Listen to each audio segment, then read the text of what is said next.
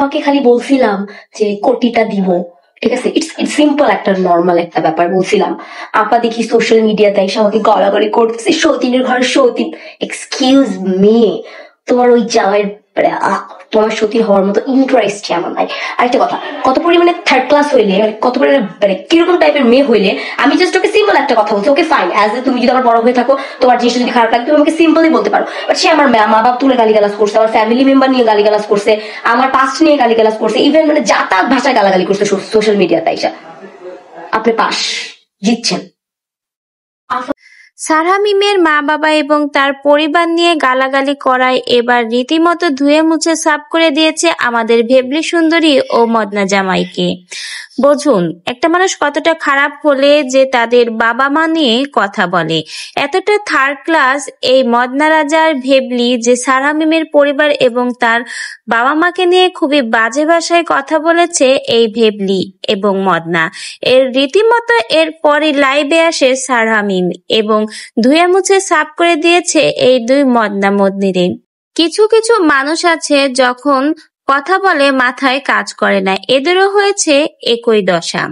কারণ এরা যখন দেখবেন কারোর সাথে পেরে ওঠে না, তখন তার বাবা মা ফ্যামিলি নিয়ে টানা হিচড়া করে। কেন রে ভাই, নিজেরা পেরে উঠিস না, তাহলে কেন অন্যদের নিয়ে টানা হিচড়া শুরু করবি? তোদের কি বিন্দুমাত্র লজ্জা নেই? আজকে একজন কন্টেন্ট ক্রিয়েটরের কাছে ধোয়া খাচ্ছি, তো কালকে আরেকজনের কাছে ধোয়া খাচ্ছি, রীতিমতো ধোয়া খাচ্ছিস, সাথে খাচ্ছিস বাস।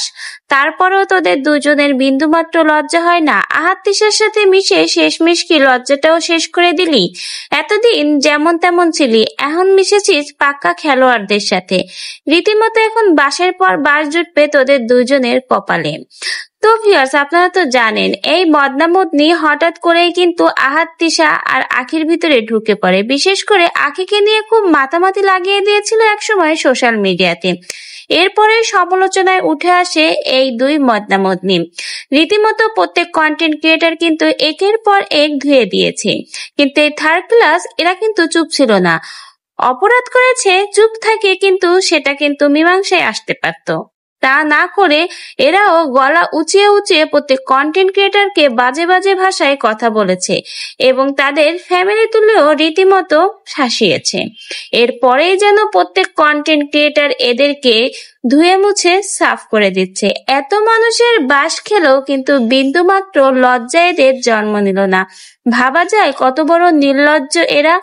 মানে এই যে সারহা মিমের পরিবার নিয়েও এরা রীতিমতো কথা বলেছে, এমনকি তার মা বাবাকে নিয়েও নাকি খুবই খারাপ ভাষায় কথা বলেছে, তাদেরকে গালমন্দ করেছে রীতিমতো। এরপরেই সারহা মিম লাইভে আসে এবং এই মদনা মদনিকে একদম ধুয়ে মুছে দিয়েছে। ভাইরে ভাই, আর কত নিচে তোরা নামবি বলতে পারিস? লজ্জা তো নেই, এমনকি মাথার ঘিলুটুকুও কি তোরা একদম গুলে খেয়ে ফেলেছিস? মানুষের মাথায় ঘিলু থাকে, মনে হচ্ছে তোদের মাথায় ঘিলু নেই, গোবর আছে।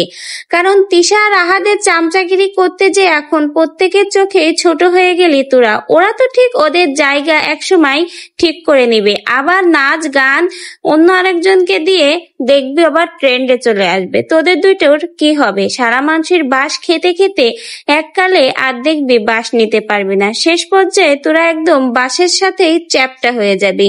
কেন অন্যের চামচাগিরি করতে যেয়ে নিজের পায়ে নিজেই তোরা কুড়োল মারলি?